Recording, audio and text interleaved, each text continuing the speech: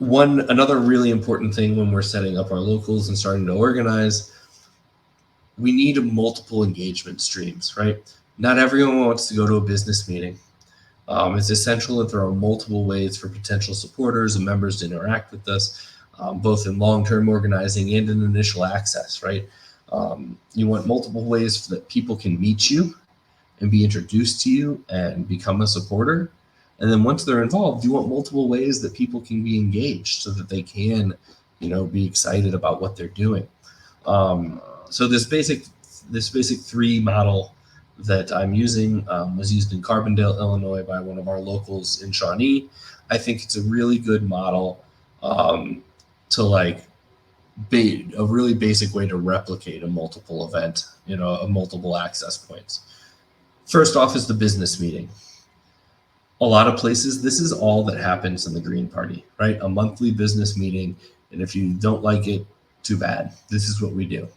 Um, you know, Business meetings are super important, right? It's where the operations of the party, it's where official decision making takes place. It's important, but it can be really boring, and without proper planning and moderation, it can be really ungainly, right? Conversations can go off on tangents, and a new person sitting there going, "What the hell are we talking about?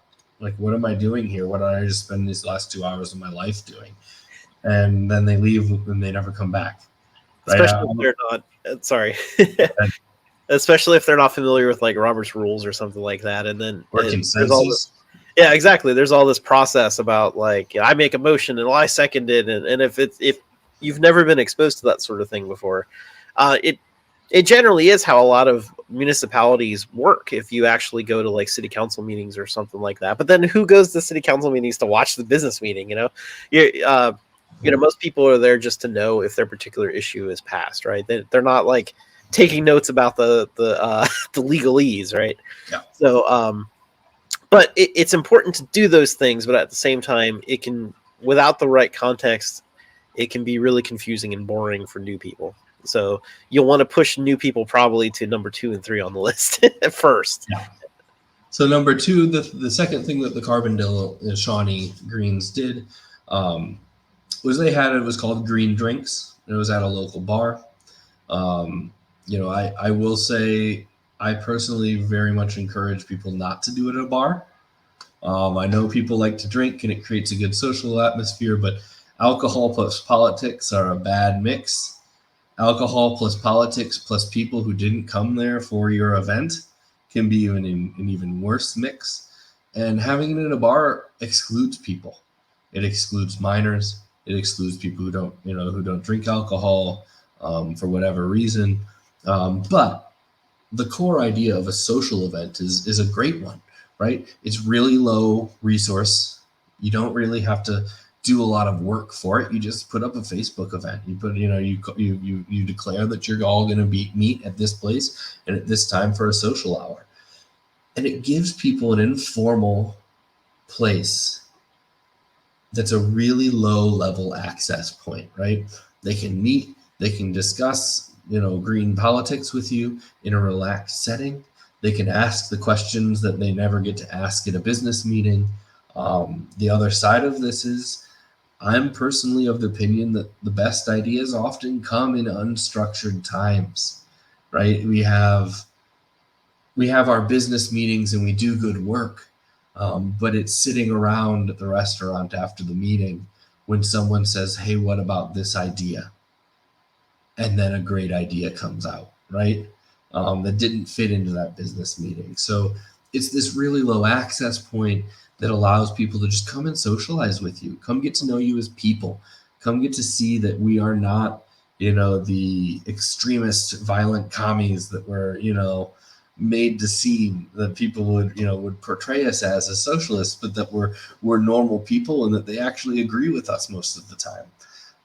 Right. And so you've got that low level access point, but you've also got the informal structure where questions can be asked, where ideas can be thrown out and rejected or accepted, right?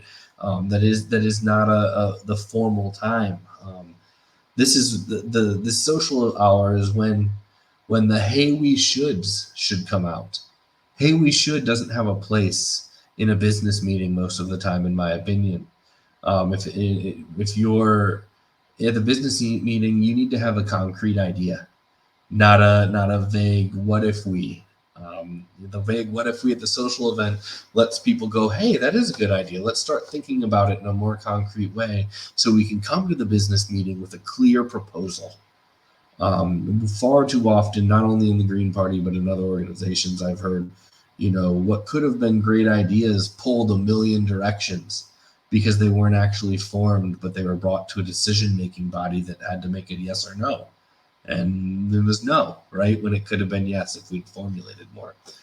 And then the third area that I would suggest is educational events, panel discussions, workshops, film screenings, right? Popular education discussions. Educational events allow great opportunities to work with other organizations and build those relationships, right? If we want to do an educational event on democracy reforms, that's an ideal opportunity to invite fair vote, despite the fact that we have major disagreements, right? If we want to do an educational event on climate policies and the eco-socialist Green New Deal, that's a great time to bring in Sunrise Movement, even though they are a de facto front group, right? These are times that we can very much develop these collaborative relationships.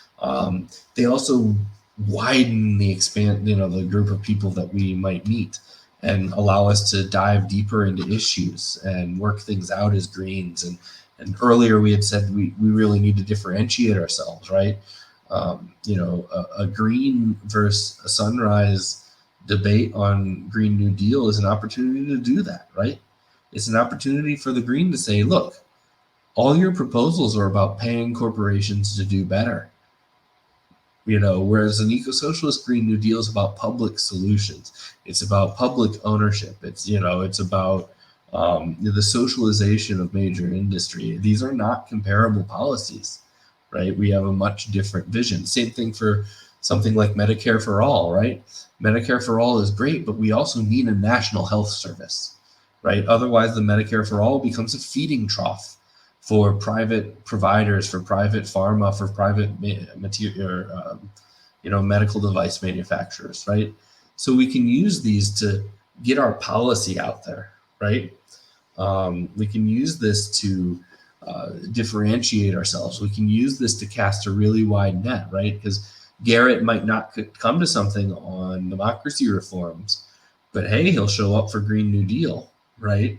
And so, and then someone else won't show up until we do something on their particular niche issue, right? And if you go to our Green Party, if you look at our old Green Party 101s, or you come to our Green Party 101 next month, you'll hear us talk about the fact that Greens are, one of our problems is that we're historically a coalition of issues activists, right? If you meet a Green, you'll find out that they most likely have a niche issue that they are very into. And so these educational events allow you to, month after month, cast this very wide net and hopefully get a hold of people. And by offering multiple access points to the party, we widen our scope of potential members and supporters. And then the actual organizing of these events gives our people, our present supporters and our present organizers, ways to get involved and things to do, right? When we do these workshops on various things, Garrett and I are pretty much always say, if you have an idea for an issue you would like to do a workshop on, get a hold of us and we'll help you, right? And so that's very much the case with these locals, right? When you're running these education groups and someone says, hey, we should talk more about permaculture, cool. Welcome to the team that's planning the permaculture education event. You can, have a position on it. You might know the right people, the right experts to bring on to have the conversations. You can help us compile resources that people can look at, and you can help us, come up with action items, right? So not only does it give us access to more people, but it gives more opportunities for our existing organizers to do work.